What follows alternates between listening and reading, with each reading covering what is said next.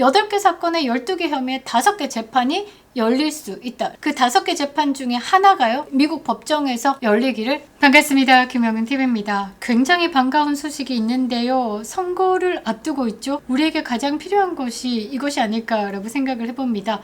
사실요, 이재명의 지지율 들어보면 기가 차는데요. 이게 북한인가 이런 생각도 들고요. 자, 대한민국의 여론 조작은 이제 끝난 것 같습니다. 데모스폴의 등장이 그것을 알리는데요. 가짜 지지율로 국민을 기만하던 자들의 종말이 다가왔습니다. 자, 많은 국민들이요, 지금 대한민국의 여론조사 기관을 못 믿습니다. 선관위만큼이나 국민적 불신을 안고 있는 기관이 여론조사 기관이다라고 생각을 하는데요. 조작의 온상이 되어버렸죠. 여론의 흐름을 만들기 위해서 사용되고 있는 그런 기관이지 않을까 이런 생각을 합니다. 자, 이재명의 지지율 한번 보겠습니다. 이틀 전인데요. 여론조사 꽃이야 그러니까 이재명의 지지율이 77.7% 취임 이후에 최고치다라고 합니다. 이틀 전에 어떤 사건이 있었죠? 호르무즈 해협에 이 대한민국 원유 선박이 통과가 안 되고요. 지금 한 달째 잡혀 있습니다. 그런데 외교적으로 풀어내지를 못해가지고 그 배가 들어오지도 못하고 있죠.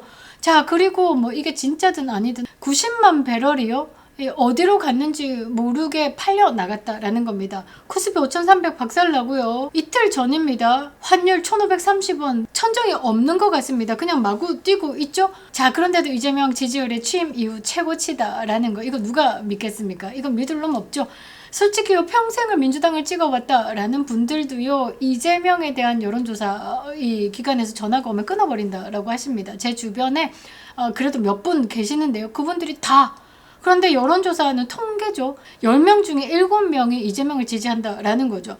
제 주변에 아무리 썼거든요, 10명 중에 7명 안 나옵니다. 자, 조선일보가 리얼미터 여론조사를 또 가지고 와가지고 지지율이 62.2%다. 민주당이 51.1%다. 국민의힘은 30.6%다. 어떤 흐름을 만들고 있는지 아시죠? 지방선거에서 국민의힘이 패배하는 건 어쩔 수 없다라는 것을 국민들에게 각인시키고 있는 겁니다. 자, 그 밑에 시사 위크, 이재명 지지율이 3주 연속 60%대 초반을 기록하고 있다라고 합니다.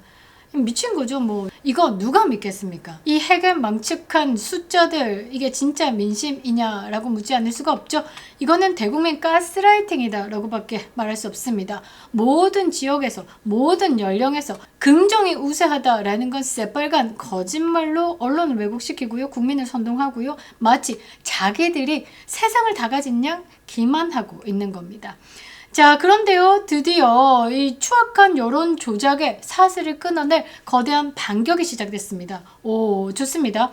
자, 핵심 팩트가 뭐냐면요, 조작 없는 100% 공정 여론조사를 표방하는 데모스 폴이 오늘 드디어 베타 론칭을 선언했습니다. 4월 1일로. 숫자 장난으로요, 보수의 길을 꺾고 가짜 민심을 만들어내던 인간들의 시대는 끝났다라는 거죠. 자, 이 신개념의 여론조사 플랫폼이요, 어떻게 대한민국의 정치를 정할 것인지 그 혁명적인 실체에 대해서 낱낱이 파헤치겠습니다. 일론 머스크가요, 이 X를 인수하면서 국적 표기제를 시행했습니다. 그러니까 중국발 여론 조작 세력들이 만스런했죠. 대한민국의 만우절, 거짓말처럼 상륙한 데모스 폴이요, 여론 정화에 큰 역할을 해줄 것이다 라고 기대합니다. 구독 버튼 꼭 눌러주시고요, 멤버십으로 응원 부탁드리도록 하겠습니다. 영상 마지막에는 4월까지 단독 런칭 광고 있습니다. 끝까지 시청 부탁드리도록 하겠습니다. 감사합니다. 자, 트루스데일리가 보도했습니다. 여론조사 혁명의 실체, 그리고 기존의 조작 기관들의 민낯에 대해서 말이죠.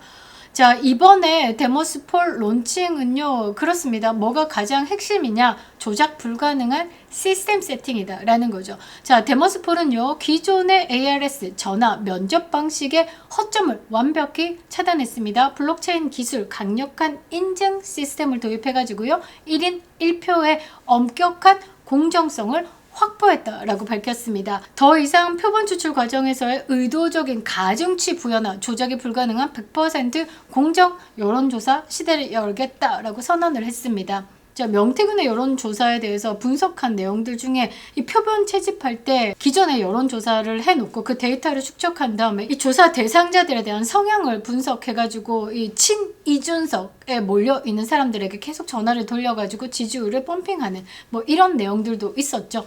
자, 그런 방식으로 대한민국이 이 여론조사가 펌핑됐었다라는 건 누구나 다 아는 사실이죠.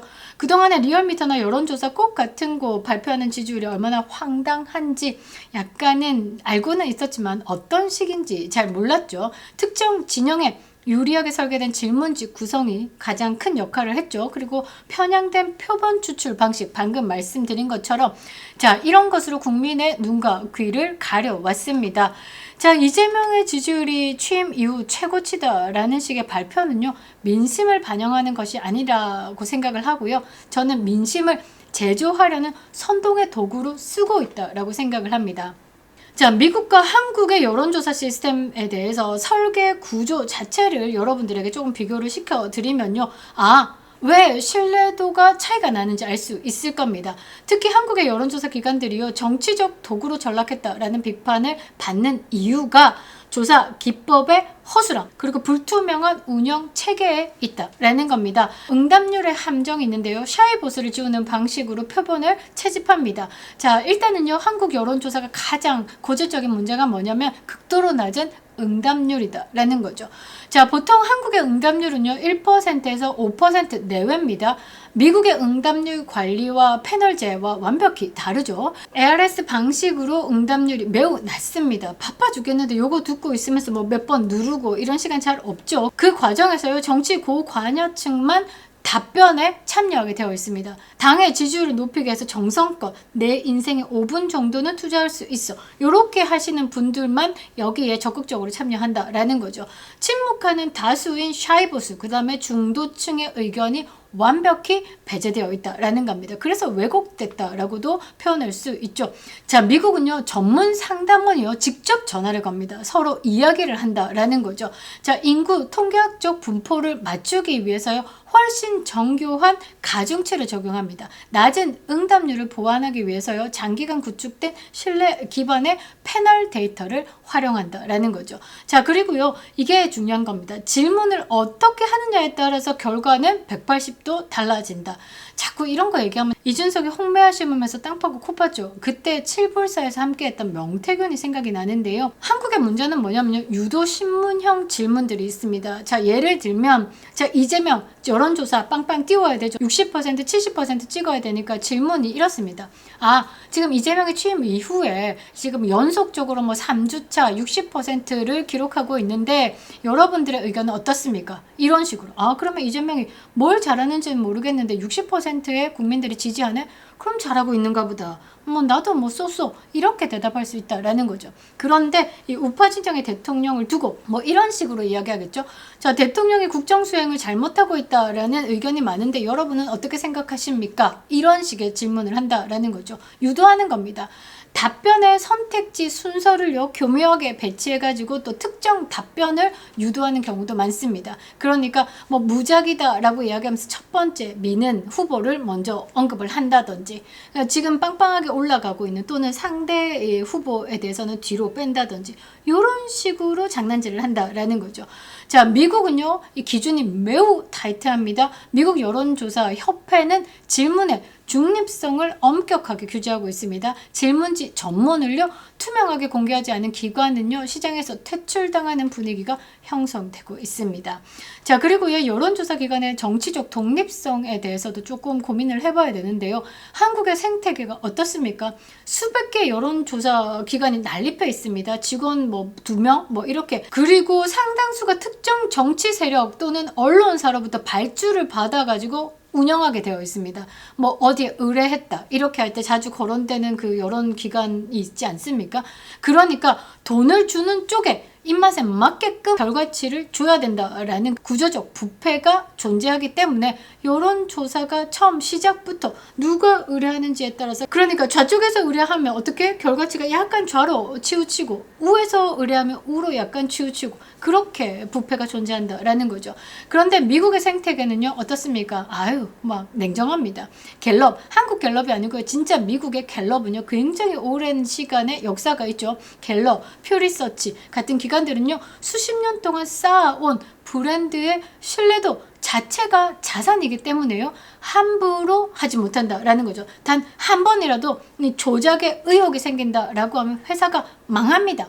그래서 데이터 오염에 매우 민감하다라는 거죠. 그리고 한국은요, 통신사로부터 가상번호를 받아가지고 사용을 하죠. 번호 리스트 자체가 특정 연령대나 지역을 완벽하게 대표하지 못하는 경우가 많습니다. 자, 여기서 살짝 또 약간 MSG가 들어가는 경우도 있습니다. 어떤 식으로 하냐면 휴일이나 또는 낮 시간대, 특정 계층이 전화를 받기 힘든 시간대, 요런 거를 골라가지고 선택적으로 집중적으로 조사를 하는 경우도 있습니다. 그렇게 하면 특정 진영에 유리한 결과를 도출하기 쉽죠. 예를 들어서 개혁신당 같은 경우는 이준석 주부층에서 지지율이 어떻습니까? 0. 서울 지역의 지지율 0.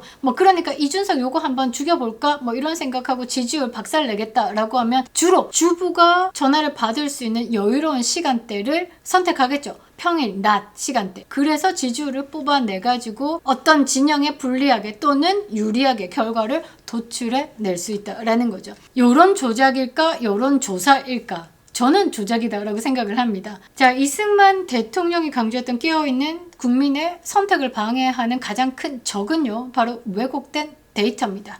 현재 한국의 여론조사 시스템은 비판을 아니할 수 없다라는 거죠. 한국의 여론조사가 과연 민심을 읽는 거울일까? 민심을 특정 방향으로 가두는 가두리 양식일까? 여러분들이 판단하실 수 있을 것 같습니다. 자, 그동안에 이재명과 그 추종 세력들 그리고 좌편향된 언론들이 가짜 지지율을 방패 삼아가지고 온갖 전형을 일삼아 왔는데 이번에 데모스폴 등장은 더 이상 이런 사기극이 통하지 않는다라는 세상을 의미하는 겁니다. 트럼프 대통령이요, 압도적인 무력으로 이란의 항복을 받아냈듯이 우리도 압도적인 진실 데이터로 조작 세력들에 대해서 항복을 받아내야 되는 겁니다. 이재명이 지금 버티고 있는 건 뭐냐면요, 깡도 아니고요, 지지율입니다. 지지율이 이재명을 버티고 있는 거죠. 그것이 어디에 사인을 준다? 법정에도 사인을 주는 거죠. 그런데 진짜 지지율이 드러나는 순간 이재명은요, 박살이 나는 겁니다. 법원도 무서워하지 않겠죠. 8개 사건에 12개 혐의에 5개 재판이 열릴 수 있다라는 겁니다. 그 5개 재판 중에 하나가요, 미국 법정에서 열리기를 간절히 바랍니다. 가짜 지지율로 버텼던 가짜 대통령이요, 이제 나락갈 일만 남은 것 같습니다. 김영윤 TV였습니다. 반갑습니다. 지난 명절에 제가 강력하게 추천드렸던 그 현대백화점 납품배 기억하시죠? 실패 없는 김영윤 추천 상품 신뢰를 이어서 이번에는 단독으로 준비했습니다. 4월까지만 딱 맛볼 수 있는 귀한 선물, 바로 대저 짭짜리 토마토인데요. 여러분, 인터넷에 널린 게 대저 토마토다라고 하지만 진짜 짭짜리는 하늘의 별따기인 거 아시죠? 부산 대저동에서 생산된다라고 해서 다 짭짜리는 아니더라고요.